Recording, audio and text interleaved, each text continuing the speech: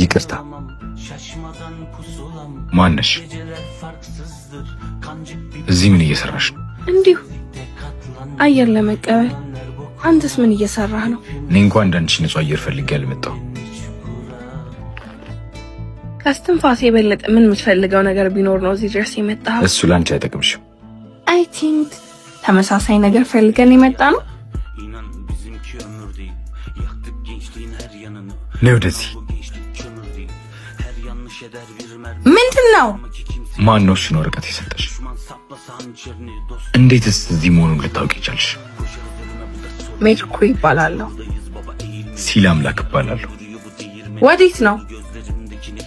የምሄድበትን ለአንቺ ማሳወቅ አይጠበቅብኝ።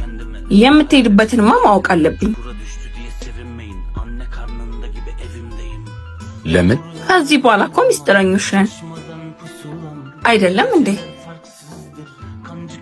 የቀረው ቁርጥራጭ የት እንዳለ ከነገርሽኝ ምናልባት አብረን መፈለግ እንችላለን።